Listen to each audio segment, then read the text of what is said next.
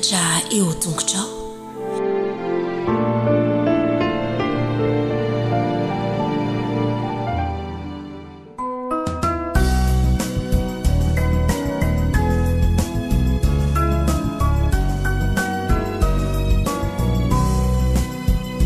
Emisaucanao Jesu malalo chachizao futona mamizao yanaranai antunguchao izahai izaipianachao kuambitenenare Jesu malalo izahai iainucharanao kahirote nyavyamina itwechapechakawampunaya kuambitenenare Jesu malalo izahai iainucharanao kahirote nyavyamina itwechapechakawampunaya irote nyavyamina itwechapechakawampunaya.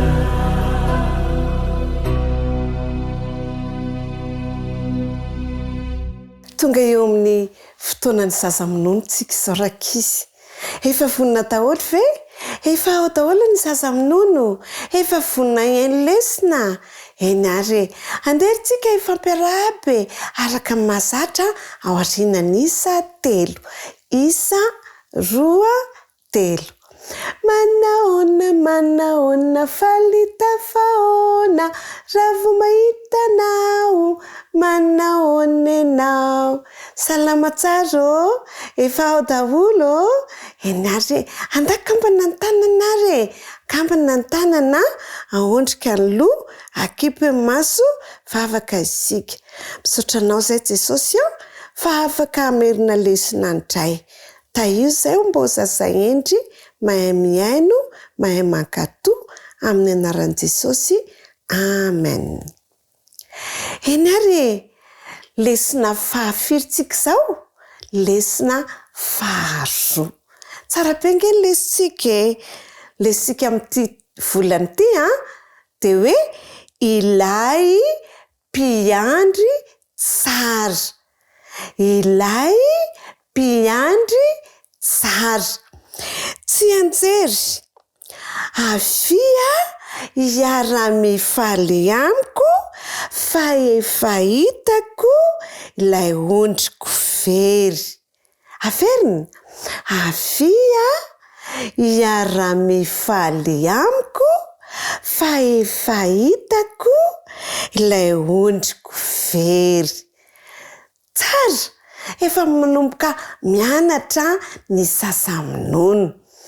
Andera raha tsika ny tantara. Mahafinaritra ny tantara. Ireo anesany ondry kely zany.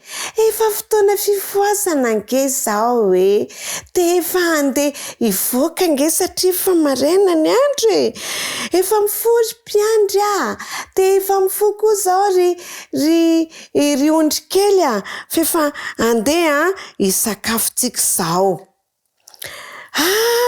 Mbola misy matory ihany mifoaza amizay ry ondry kely tsy misy miantsika aloha mbola mipetraka tsara daholo. Eo ihany aloha tsy miantsika fa fotoana fanisana zao. Isa 2, 3, 4, 5, 6, 7, 8, 9, 10. Andray mbola ao daholo mbola mboridabeka mbola isaina satria mbola misy 9, 10, 7, 10, 8, 10,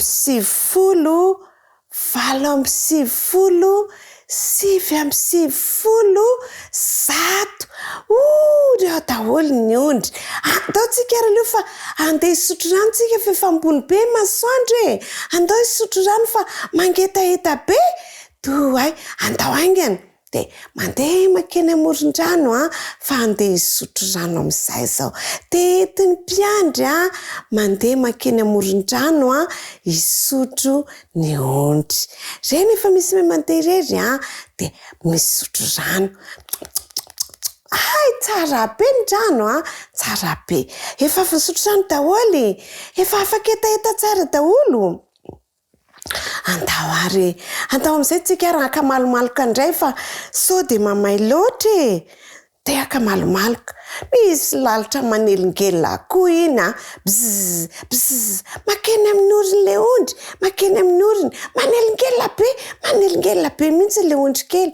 Misy an'izay bolo kely zay i bolo kely iny bolo kely ka misy fahetsiketsihan'le ondry de le lalitra de lasa izy na andeha niala teo amin'ny namany na nentsika an'le lalitra na bzz na andeha nentsika an'le lalitra ilay ondry kely bolo kely zany. Jerevany le mpiandry ondry de nasiany fanafody de rehefa hariva ny andro na andeha nody andray na andeha nody ny ondry ny saina isa 2 3 4 dimapolo 5 enina amby sivifolo 7 amby sivifolo 8 amby sivifolo 9 amby sivifolo 10 amby sivifolo ay tsy ampy anankiray andeha tady any bolo kely ngidy ty lasa izy nandeha tady amin'ny bolo kely. Ay zary bolo kely toa tsy eto amoron-drano ao ambadiky ny hazo ngambany. Ay tsy ao ambadiky ny hazo na akay zary bolo kely. Ay zary zay ela naneno bolo kely. Zany faheniko bolo kely niazakazaka izy i bolo kely tao anelanela ny vato no mipetraka bolo kely. De nalaina bolo kely tsy mipetesina de nentina nody tany an-trano. Hitane bolo kely de naterina tsy mipetesina izy fa napetsaka tsara tao amin'ny tranony de nikarakaraina tsara.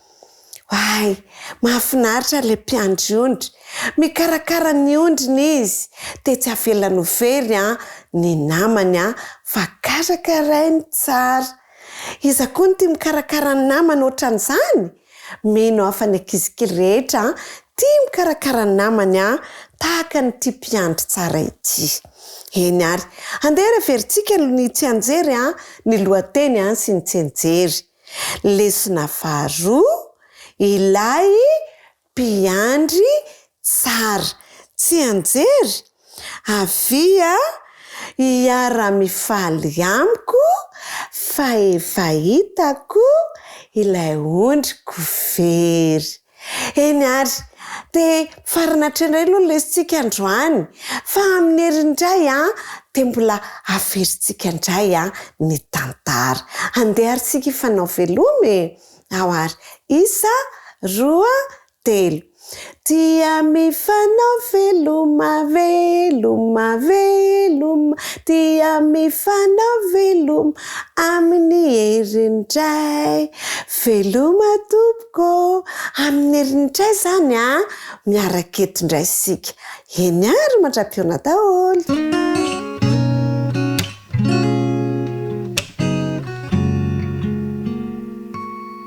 Manahoana daholo ny zazabody rehetra, faly miarahaba ny ankizy rehetra izay manaraka ny fandaharana amin'izao sabata izao.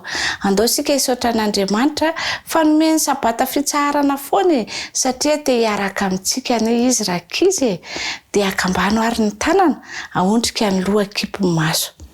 Isaoranay ianao Andriamanitra noho ny fitiavanao anay. Dia omenao anay mandrakariva ny sabata mba hahafanao miaraka aminay dia izahay koa miaraka aminao. Ka omeo fahendreny izahay mba ho zaza endrim-pakatoa. Amin'ny anaran'i Jesosy. Amen. ilay zanakadala ny lohatenin'ny lesona ianarantsika anio. Ilay zanakadala ny tsy anjerintsika dia voasoratra ao amin'ny Salamo 4:25 mivaky toy izao hoe fa ianao Tompo no tsara sady mamela heloka. Andao ndraiky averintsika fa ianao Tompo no tsara sady mamela heloka. Mahafinaritra ny tsy anjery rakiza tsara be mihitsy dia anaraka an'ilay tantara zany sika izao petraka tsara fa manjary tsy maharaka an'ilay tantara, manjary tsy azontsika ilay tantara dia miaino tsara koa dia maka lesona foana sika. Andao ary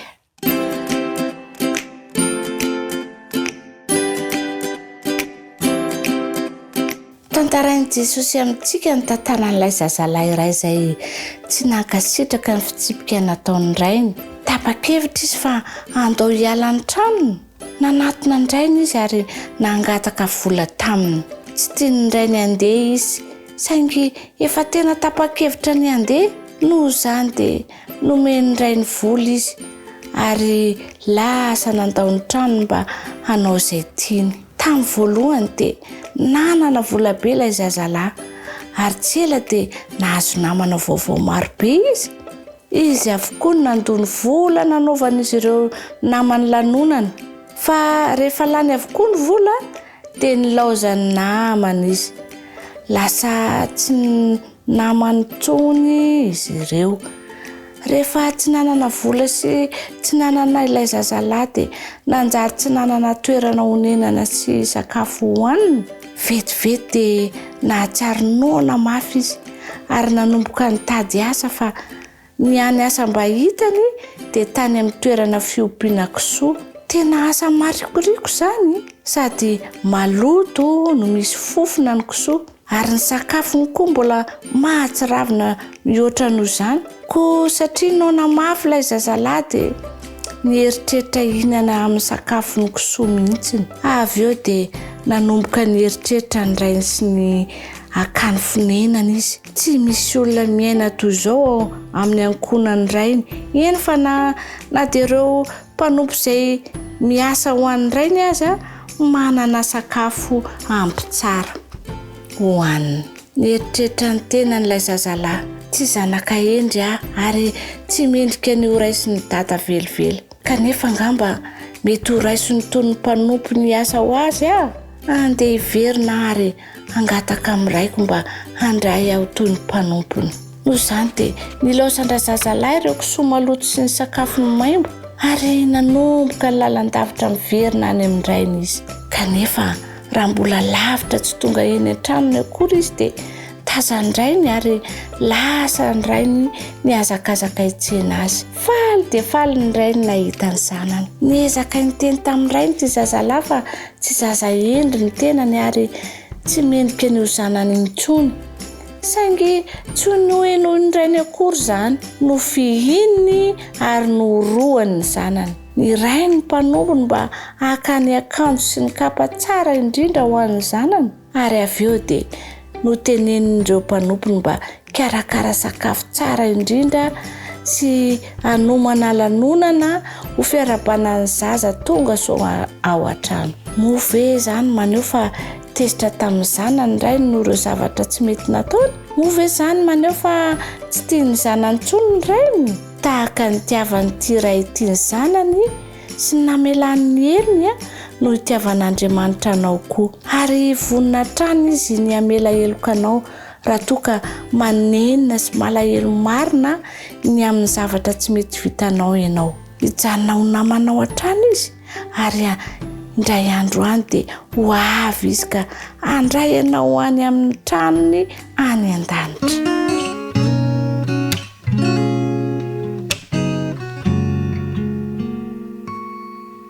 Manao ana daholo ianareo rakizy, mirary sabata mahafinaritra ho antsika raha anaraka izao famtinana ny lohahevitra izao itsika. Ny lohahevitra fahavalo no iarahantsika mamerina eto indray ary izay manao hoe nody fifaliana ny alahelo. no ty fifaliana ny alahelo. Ny afatra izay tiany Jesosy ho ampianarina antsika tao anatin'izany lohahevitra izany dia izao hoe omeny Jesosy maimaimpona ho antsika tokoa rakizy ny fifaliana na dia ao anatin'ny alahelo ary itsika raha toy tsika ka mandray azy ho tompo sy mpamonjy antsika. Ny andalateny izay natao tsy anjery dia ny raha nahita ao amin'ny Jeremia 1:7-7. Jeremia 1:7-7 manao hoe fa hampodiako ho fifaliana ny fitomaniny ka ampiononiko sy ampifaliako izy ho afaka amin'ny alahelo. Andonge rahantsika mameriny fa ampodiako ho fifaliana ny fitomaniny ka ampiononiko sy ampifaliako izy ho afaka amin'ny alahelo. Ka dia Jesosy tokoa hitantsika mba hahatonga antsika ho faly mandrakariva ao aminy na dia ary ny alahelo rakizy. Dia andao ary arahana indray ny tantara dia mirary sabata mahafinaritra ho anao.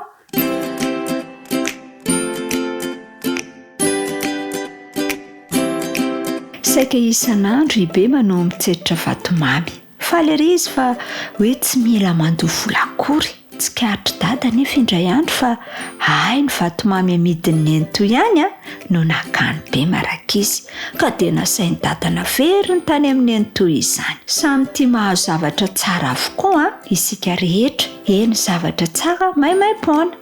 Fantatrao ve anefa fa nomeny Jesosy antsika maimaimpona ange ny fitiavany sy ny fahasoavany. Ireo anefa dia tsara lavitra noho ny vatomamy. Ny resaka sy nome i Jesosy sy ny mpianany raha mbola teny amin'ny lalana anankiray somary bebe vovoka. Indro efa tsy lavitra teo anohan'izy ireo ny tanàna kely anankiray antsoina hoe Naina.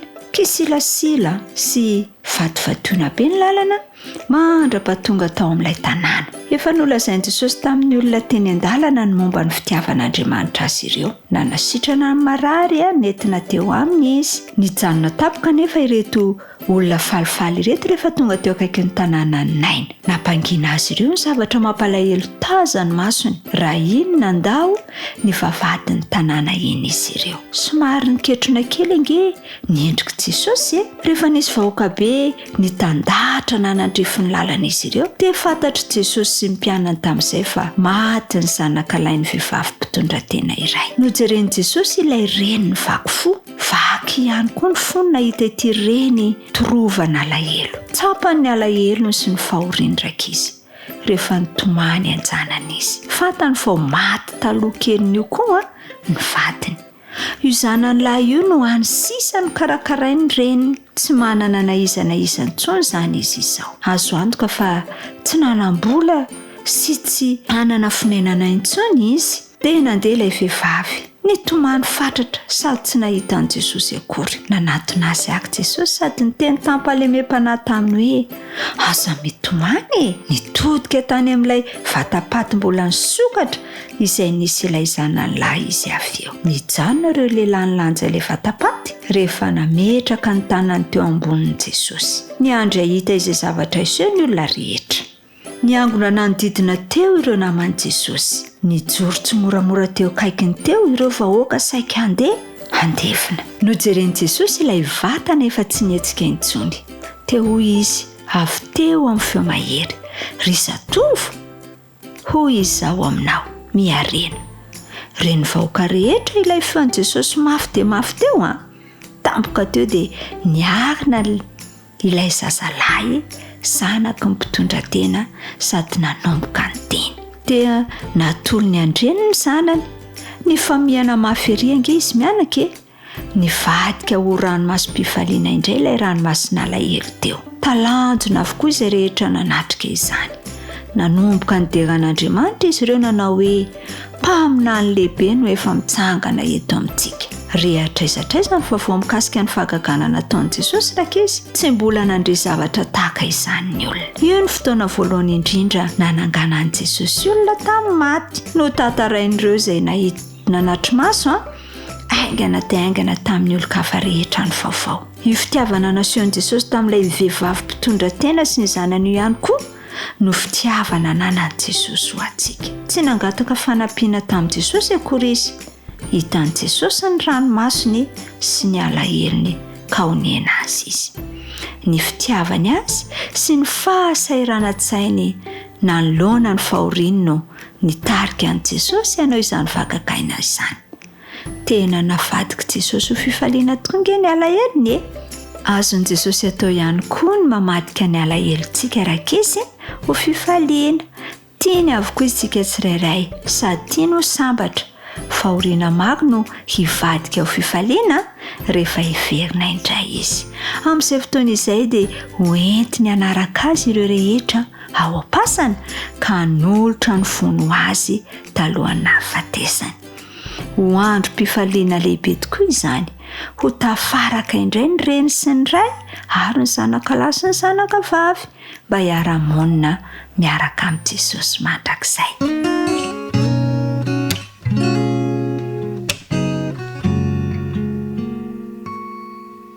Miarabany tanora zandry indray ary fotoana iarahantsika indray zao hamerenana ny lesona izay nianarantsika nandritry ny herinandro dia ny lesona fahavalo izany. Lesona fahavalo izay mitondra ny lohateny hoe ilay kapotin'ny Elia. Tsenjery andeha iarahantsika mamerina izay hita ao amin'ny asan'ny apôstôly toko voalohany andininy fahavalo. Ary somary nanapahana le izy fa le tena zava-dehibe no nataontsika tsy anjery. Tadidy ve? Ndao hiarakary. Fa azo iry ianareo amin'ny latsaha fanahy masina aminareo ary ho vavolombeloko hatramin'ny farantany. Izay zany no niraisintsika natao fitadidy nandritry ny herinandro asan'ny apôstôly toko voalohany andininy fahavalo. Andeha ary ho fitenitsika izay hitantsika nandritra an'izay herinandro izay. Haitsika fa tantaran'ny Elisa sy Elia no narahantsika nandritry ny herinandro. I Elia ilay mpaminany lehibe, haitsika ny tantarany. Nanomboka tamin'ny andron'ny Mosesy ka hatramin'ny fotoan'iny mpaminany lehibe izay nahavita asa goavana i Elia. Ary ny tena niavaka dia ny niadivany tamin'ny fanompoantsampy ary namerina indray ny zanak'Israely tamin'Andriamanitra. Anisan'ny tena asa goavana nataony Elia izany zavatra izany. Efa antitra ary Elia ankehitriny dia nampafantarin'Andriamanitra azy sy tamin'ny Elisa fa ho akarina any an-danitra i Elia. Iza moa Elisa? I Elisa kosa dia ilay lehilahy izay tanora mpanampy any Elia ary niomana ho mpaminany. Raha tsaroantsika dia tamin'ny antsonany Elisa hanampy any Elia handimby azy ho mpaminany dia napiasa n'ilay antsona hoe kapoty na ilay kapa, izany hoe ilay fitafiana ivelany indrindra ilay asarona iny zany iny no antsona hoe kapoty na kapa. Dia napiasa n'iny i Elia natsipiny teo antsorin'ny Elisa mba ho famantarana hoe ianao indray no natsony Jehova handimby ahy. Dia rehefa tonga tokoa ilay fotoana dia niaraka teny izy roa lahy. Tsy navelan'ny Elisa ho tsy hoe ho ambany masony mihitsy i Elia, izany hoe nanara-maso azy tsara foana izy satria tia no hita ny andehanan'ny Elia ho any an-danitra. Tsy nety noveriverezina mihitsy izy na dia nisy olona nitangorona taminy ary na dia teo ary ilay mpianatra mpaminany izay niresaka taminy satria izy ireo koa efa nahafantatra an'izao fikasan'Andriamanitra izao. Dia miresaka izy fa ny masony kosa dia mibanjina ny Elia mandrakariva. Nanao fangatahana izy satria araka ny fomba tamin'izany fotoana izany ny lahy matoa dia afaka manana anjara ny andro tokony anjara roa amin'ny fananana amin'ny lova avy amin'irainy dia mba nangataka izy hoe mba hazo ny anjarandroa amin'ny fanan'Andriamanitra. Rehefa nanontany Elia hoe inona ny tianao ataoko aminao alohan'ny isarahantsika. Dia izay no nangatahany Elisa. Fantatra Elisa tokoa fa tena ilaina ny fanan'Andriamanitra eo amin'ny fanatanterahana ilay andraikitra izay ampanaovin'Andriamanitra azy. Rehefa tafasaraka tokoa izy roa lahy, lasa nakany an-danitra i Elia nentin'ilay kalesy afo dia nilatsaka teo aminy ilay kapotin'ny Elina ilay kapa zany a izay marika ihany koa fa nakasitrahan'Andriamanitra ny fangatahany. Ny ainga teo izy niala teo amin'ny toerana izay nisaran'izy roa lahy niverina indray nahatoka izy fa nomen'Andriamanitra ny fanamasina, nomen'Andriamanitra ny hery ilay anjarandroa izay nantenainy avy tany asa lehibe ho an'Andriamanitra ihany koa. Raha nandeha nakany izy ireo nakany amin'le lalana niaraka zany raha mbola niaraka dia nampiasa n'ilay kapa Eli mba nampisarahana ny ranon'ny Jordana ary rehefa niverina Elisa rery zany dia mba nataony ihany koa ilay fampiasana n'ilay kapa dia nisaraka tokoa ny ranon'ny Jordana dia afaka nandeha tamin'ny tany maina izy. Ny dika izany fa tena efa nomen'Andriamanitra azy ilay hery ahafahany miasa ao anazy. Hitantsika ry tanora namako tamin'ny alalan'izay leson'izay fa tian'Andriamanitra omenantsika ny fanahiny mba hiasantsika ho azy ary te hanome hery antsika izy amin'ny alalan'izany fanahy masina izany. Tiany raha hanao asa ho azy isika raha hanompo azy ary hitaona ny hafa amin'ny alalan'izany hery izany. Raha tadiditsika ny afatra izay nampitaina tamintsika dia hoe manome antsika ny hery ahafahantsika miaina sy miasa ho azy ny fanan'Andriamanitra. Tiany omenanao zany hery izany. Fa zao ny anjaranao dia ny mangataka tahaka ny nataon'i Elisa nangatahany ilay hery mba ahafahany manatanteraka ilay andraikitra izay nasen'Andriamanitra ho ataony. Azo ny amenanao zany na dia amin'izao fahatanoranao zao ary mba ahafahanao manatanteraka ny asan'Andriamanitra ihany koa. Irenao ary ve zany ny azo ny fanamasina satria izay mihitsy fikasan'Andriamanitra ho anao izay nampitana tao anatin'ny lesona fa afaka manome izany izy mba hanomponao azy. Izay indray ary ny lesona ny anarantsika nandritry ny herinandro mahatoky izahay fa azoto hianatra mandrakariva ny tanora zandriny. Hatreo ary ny androany dia mirary soa mandra-piona indray.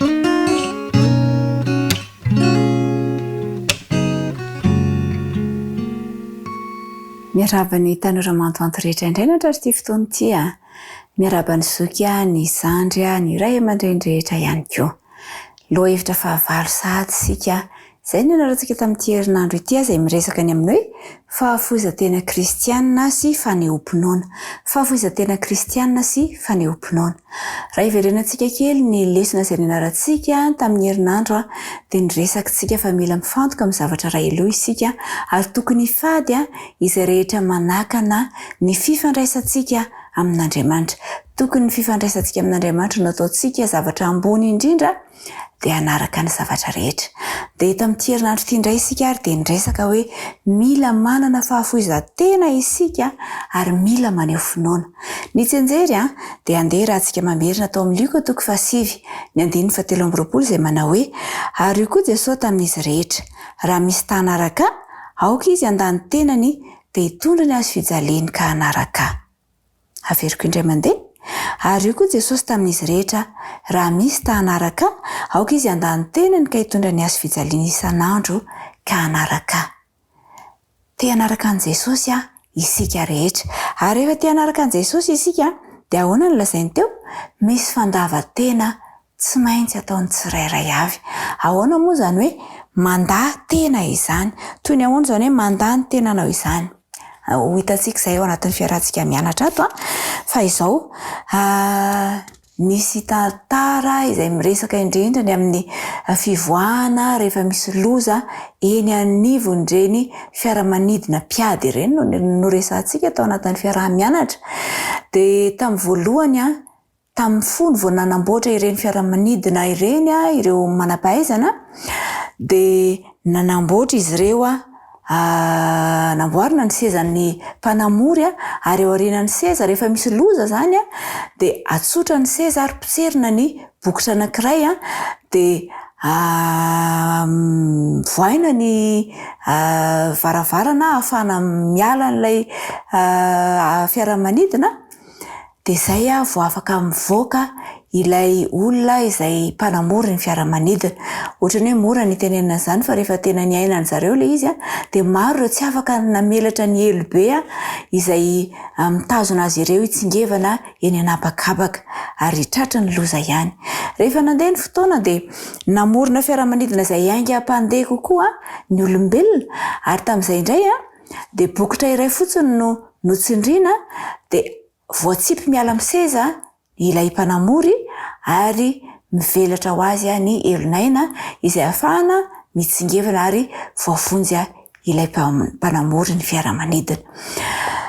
Mora tenenina izany fa izao ny lesona azontsika raisina hoe eo amin'ny fiainantsika dia misy zavatra izay ifikirantsika mafy izay toa mampandry fahalemana antsika ka mahafaly antsika no mifikitra aminazy. Izay ilay lazaina amin'ny teny frantsay hoe zone de confort. Kanefany dia asaina isika hiala amin'ireny. Inona ny antony? Satria indraindray rehefa milamina loatra isika dia manadino an'Andriamanitra.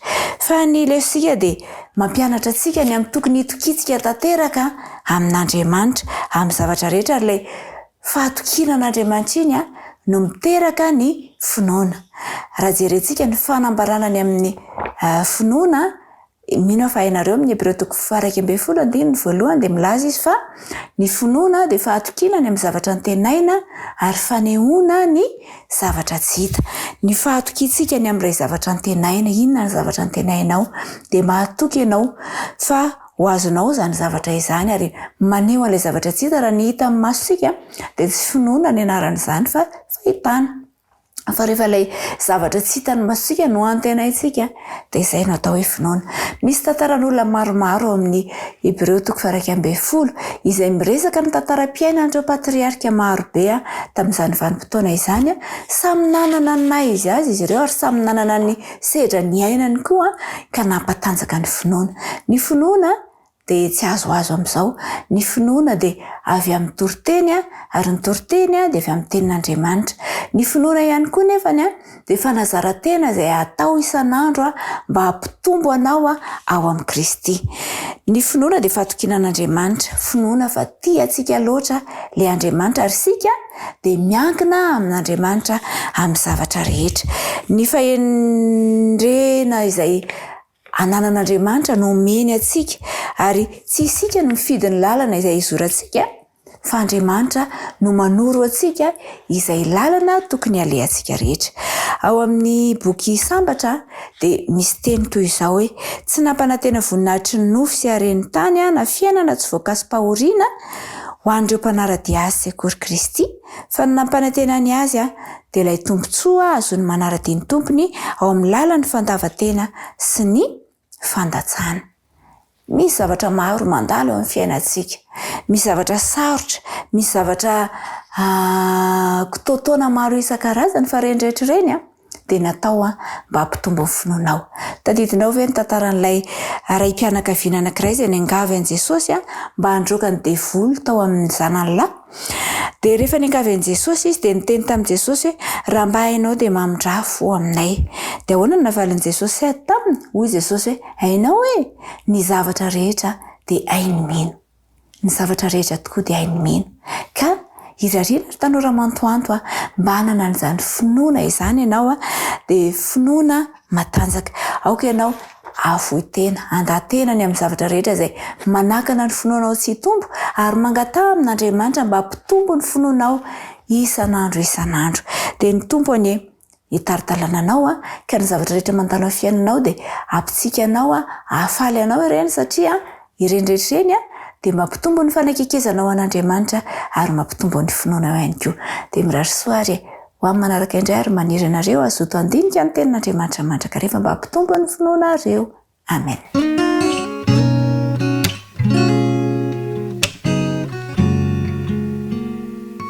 Faly miarabantsika zatovo namana tratra izao sabata izao ary falindrayntsika satria afaka hiaraka amerina ny tenin'Andriamanitra. Lohateny fijoroana vavolombelona mety ampidi-doza. Ay ve ny fijoroana vavolombelona mety ampidi-doza?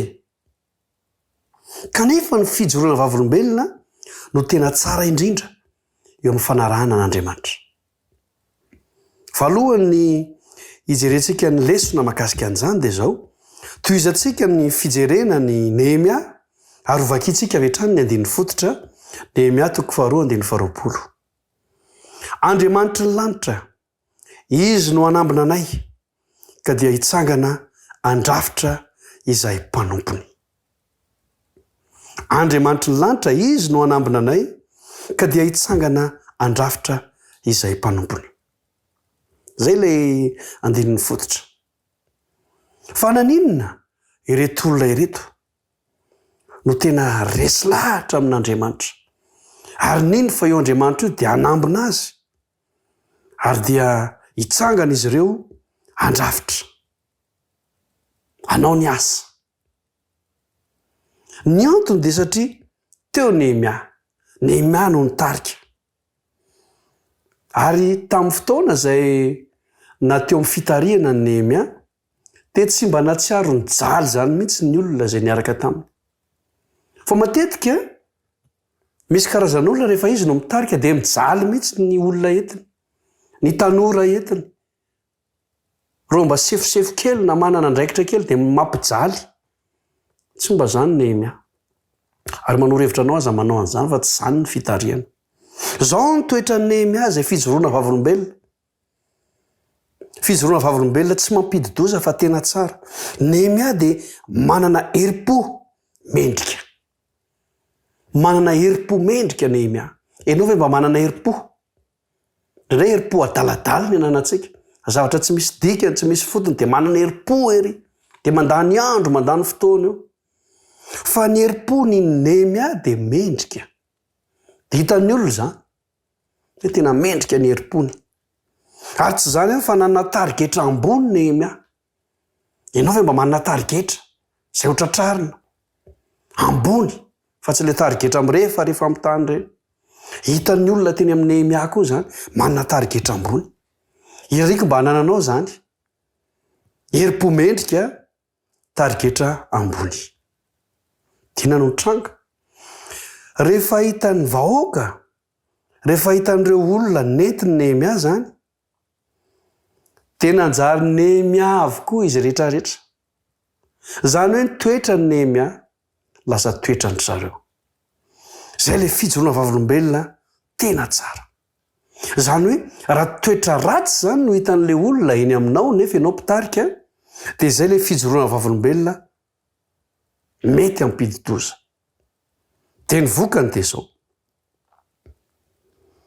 Rehefa hanatanteraka ny asan'Andriamanitra ireto vahoaka ireto, dia resy lahatra mihitsy hoe Andriamanitra lanitra ilay ivavahana, manambona io ivavahana io, ary hitanay teny amin'ny Nehemia zany, ary dia ataonay tsara ny fandrafetana, ataonay tsara ny asa, ataonay tsara ny fanompona azy, satria ilay mpitarika anay tena tsara.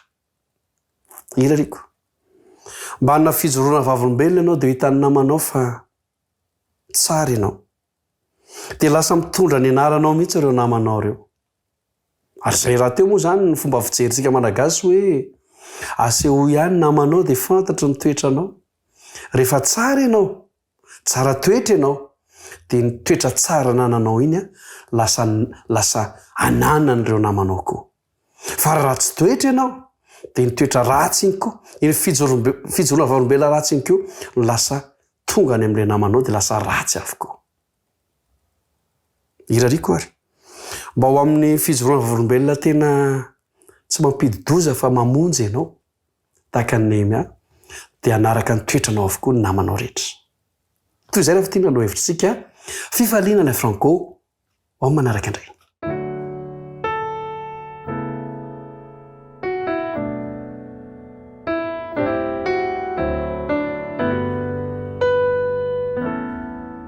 Faly mirabanao manaraka izao fandaharana manokana izao izay famerenana ny lesona sekoly sabata, ny fahasoavana sy ny fiadanan'ny tompony ho aminao.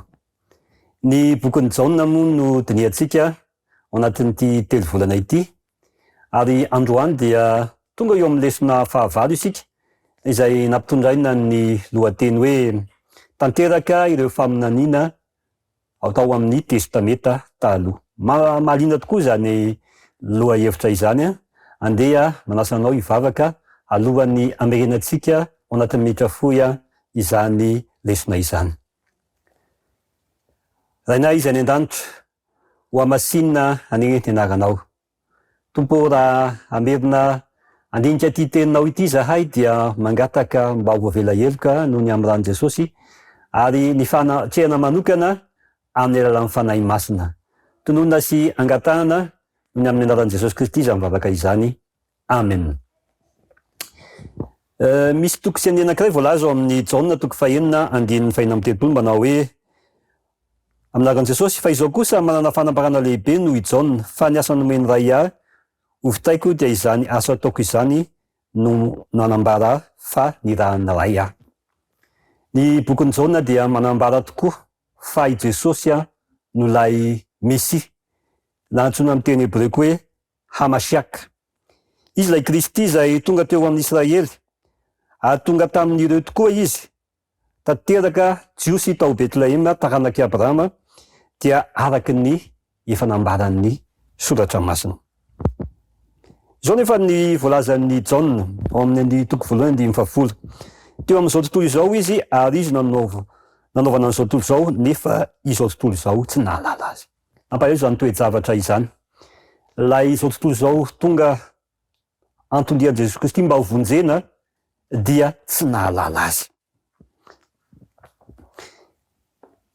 Andinika ireo fomba maro hafa nanehoan'i Jaona an' Jesosy ho Mesia sika amin'ity herinandro ity, tamin'ny herinandro teo zany, ary koa ny antony nahatonga ny olona sasany mbola andazy ihany.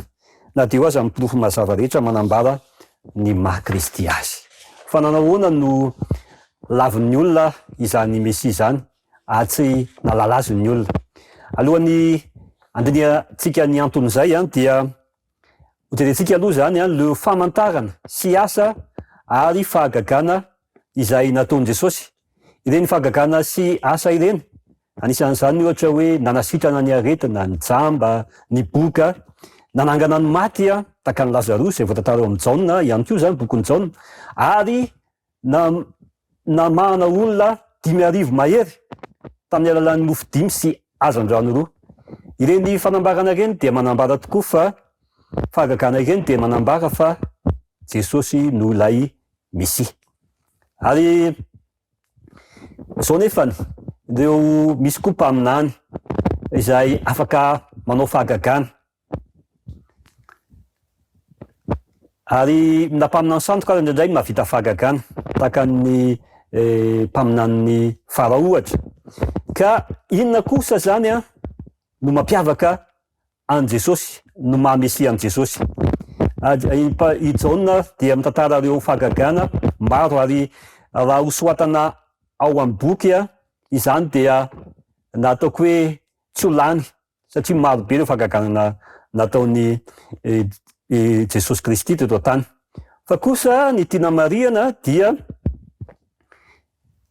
ireny fahagagana ireny sy famantarana novidian'i Jaona nosoafina dia maneho an Jesosy Mesia satria avy amin'Andriamanitra ray tokoa izany. Izao mantsy ny voalaza ao amin'ny Jaona toko 2:10. Tsy mino va ianao fa izao ao amin'ny ray ary ny ray ato amiko. Ny teny izay lazaiko aminareo dia tsy avy amin'izany lazaiko izany fa ny ray mitoetra ato amiko no manao ny asa. Satria Andriamanitra ray no mitoetra ao amin'ny Jesosy. Jesosy izay nanana fifandraisana sy tapaka tamin'ny ray ary ny asa nataon'i Jesosy dia avy amin'ny ray.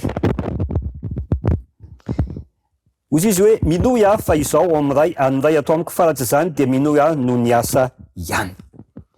Noho ny eto zany dia toetra mampiavaka ny Jesosy amin'ny Mesia azy dia ny asa nataony dia avy amin'ny ray izany.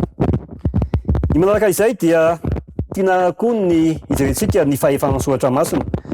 Ny testameta aloha sy ny faminaniana ao anatiny manambara mialoha ny momba an Jesosy. Iza izy, avy aiza izy, ny asany, nahafatesany, ny itsanganany ary ny mbola hiaviany indray.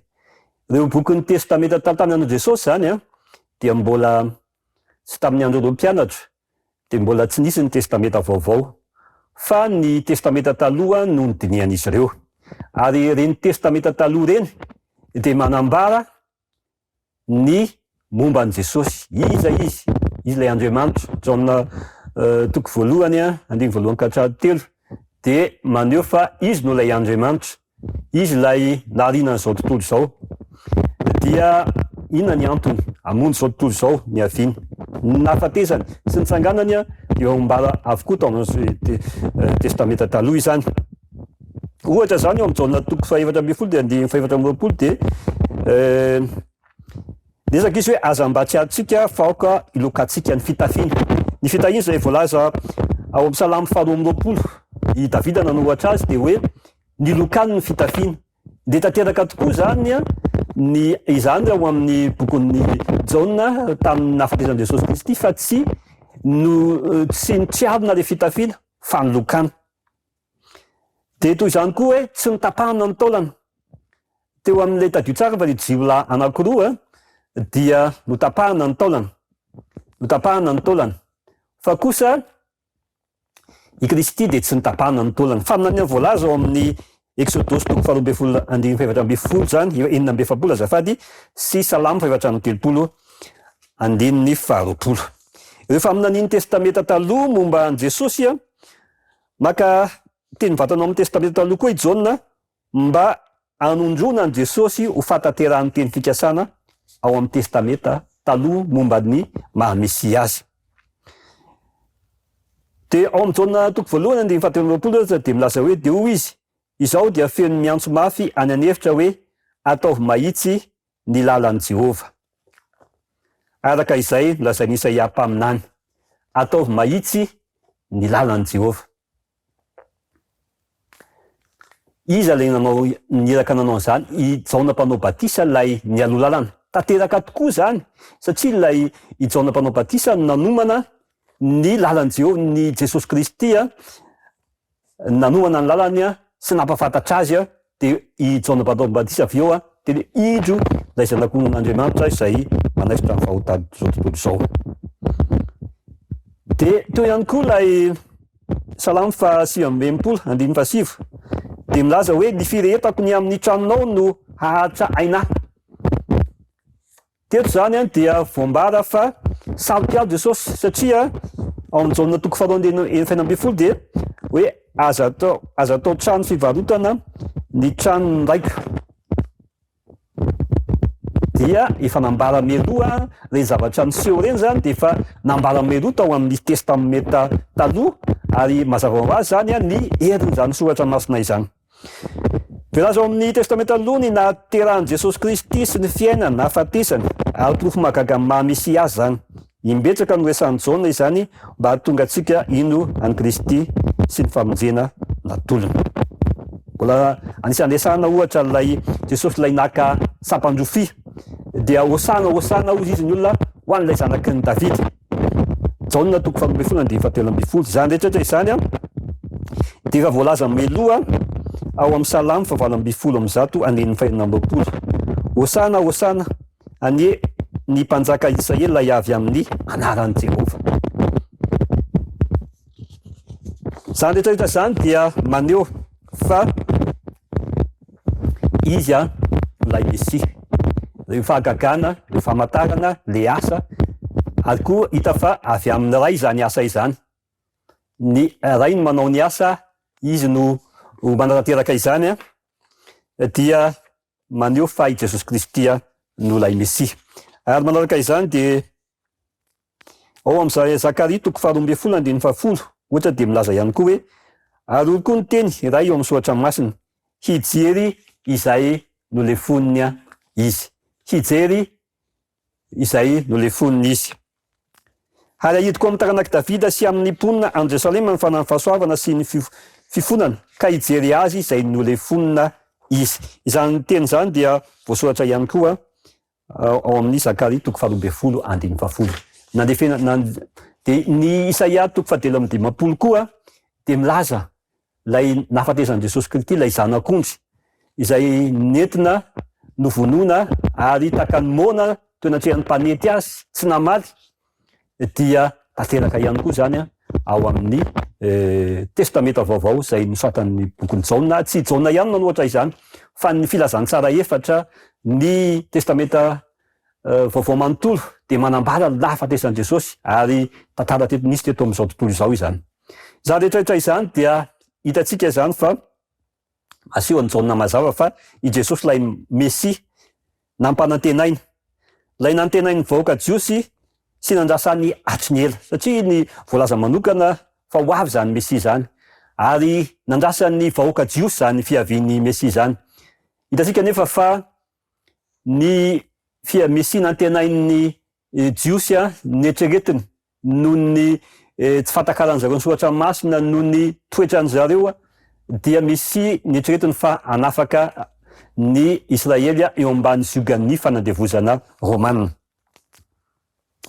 Dia lay Mesia zay tonga amonjy izao tontolo izao noho ny fahotana dia ilay Jesosy Kristy nanjary fahavany lehibe indrindra satria nahoana tsy ninon'izy ireo, tsy nalala azy izy ireo, araky ny voalaza hoe tany amin'ny azy izy fa ny azy tsy nandray azy.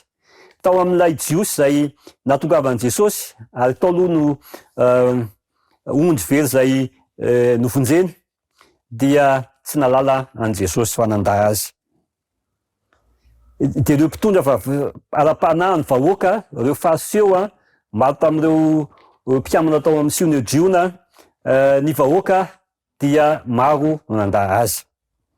Satria nahoana? Satria nafantony loatra tamin'ny filozofiany sy lovatsofina ny sainy ary koa tsy ara-panahy sy tsy manam-pahamasinana ireo. I Jesosy zany ny fanambarany momba an'izy ireo amin'ny Jaona toko fahavalony de 7:17 de hoe ianareo avaty ambany.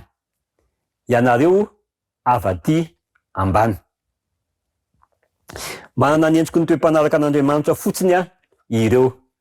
Manana ny endriky ny toe-panaraka kanefa mandà ny heriny. Ary fantatsika fa nandà any Jesosy izy ireo tao aminy nikotrehana ny amonoana azy ary talohan'izay de fa nikasa hitora-bato sy hanenjika azy izy ireo. Anisan'izany ilay mpisolona be Kaiafa dia nanenjika azy ireo.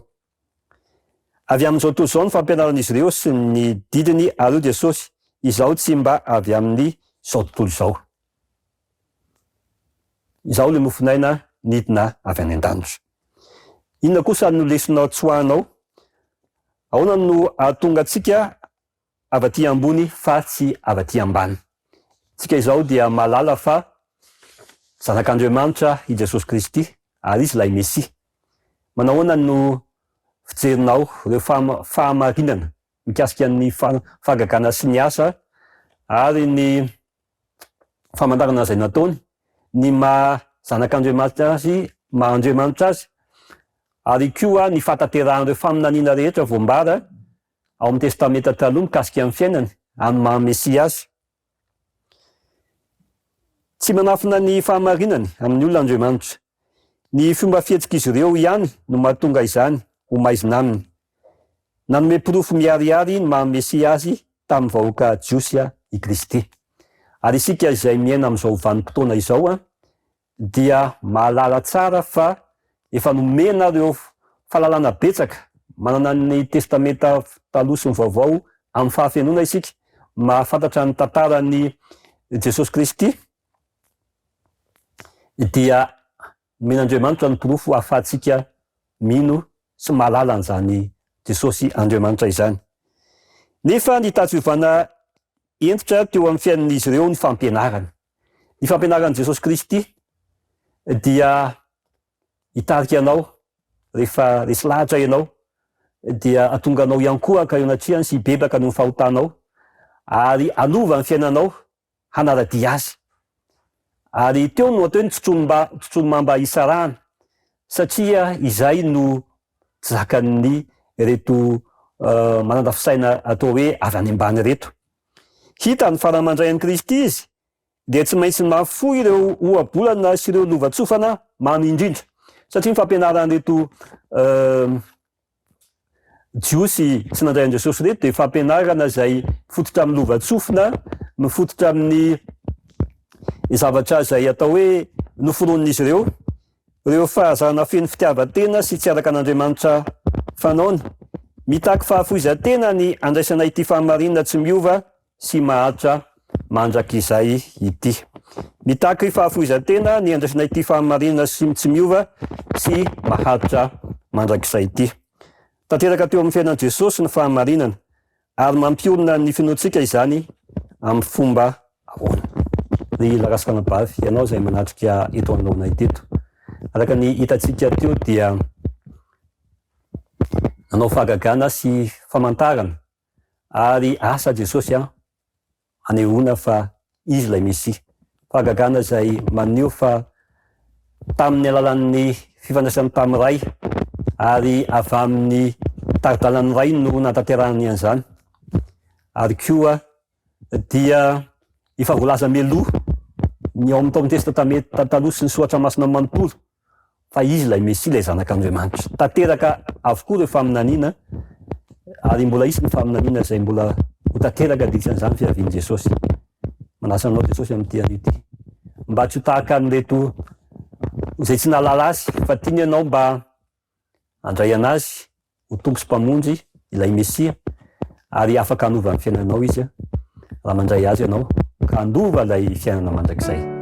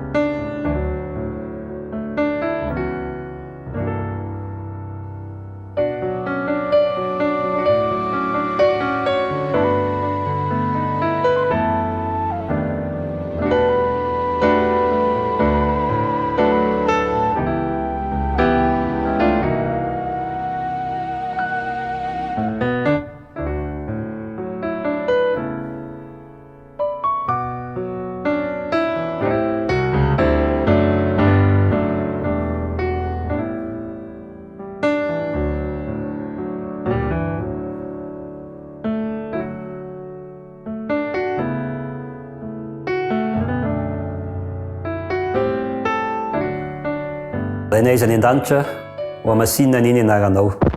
Misaotra Zasia afaka namerina indray ity lesona ity tamin'ity androany ity. Mamelany ny eloko mampadisoanay Jehovah Tompo ary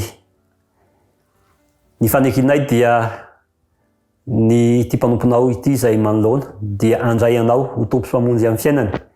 Anaiky fa ianao tokoa ilay Mesia tonga teto amin'izao tontolo izao ary anova ny fiainany ianao amin'ny alalan'ny fandraisanao ho tompo sy mpamonjy. Dia io koa izao fanatitra izao entina hampandroso ny fanjakanao amin'ny andaran'i Jesosy. Amen.